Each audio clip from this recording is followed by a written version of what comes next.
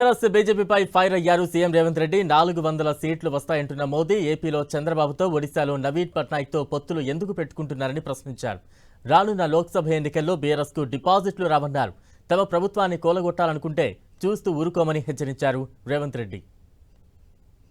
కానీ వాడొకడు వీడొకడు మోపయ్యి అట్లెట్లుంటది, 6 నెలలనే పోతుంది, 3 నెలలనే కూలుతుంది అని అంటారు. నేను అడుగుతున్న మిత్రులారా, అంత మొనగాడెవడా నీ రాష్ట్రంలో ఉండా మన ప్రభుత్వాన్ని పడగొచ్చేటోడు?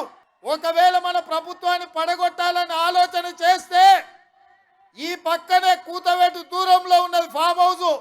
కాంగ్రెస్ పార్టీ కార్యకర్తలు అనుకుంటే ఫామ్ హౌస్ గోడలు కాదు, ఇటుక పెళ్ళలు కూడా మిగిలవు బిడ్డ. గోతి తీసి పాతి పెడతారు మా కార్యకర్తలు అనుకుంటే. దోసుకున్న సొమ్ముంది, దాచుకున్న సొమ్ముంది, అది ఇచ్చేవారు నన్ను సంతలో పశువులను కొన్నట్టు కొనాలని అనుకుంటున్నారు.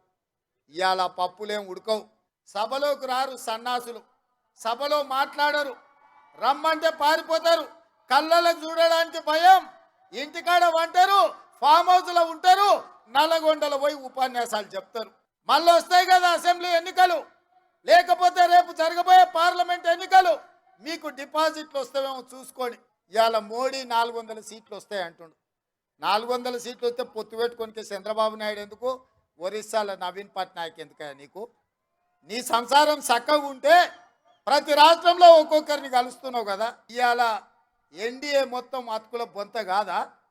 ఇవాళ నిజంగానే నరేంద్ర మోడీ భారతీయ జనతా పార్టీ 400 సీట్లు గెలిచేటట్టుంటే ఈ అతుకుల బొంత ఎందుకు కడుతుండో, ఇంతమందిని ఎందుకు అడుక్కుంటుండో ఒక్కసారి ఆలోచన చేయండి. ఈ రాష్ట్రంలో 10 ఏళ్ల తర్వాత కేడీని ఎట్లకే బండకేసి కొట్టినరో, 10 ఏళ్ల తర్వాత ఢిల్లీలో మోడీని కూడా బండకేసి కొట్టడానికి 140 కోట్ల ప్రజలు సిద్ధంగా ఉన్నారు.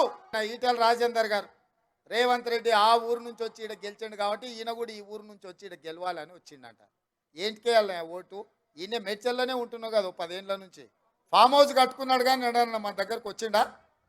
మరి ఎన్నడు రాంది ఇవాళ ఓటాడుగా నీకు ఎట్లా వస్తాడా? మన దగ్గర ఇల్లు ఇచ్చిండా, ఉద్యోగం ఇచ్చిండా, ఉపాధి కల్పించిండా, పోనీ ఎట్లున్నామని అడిగిండా, మన పెళ్ళికి వచ్చిండా, మన సావుకు వచ్చిండా, మంచిగున్నామని మనల్ని ఎప్పుడైనా వల్కరించిండా?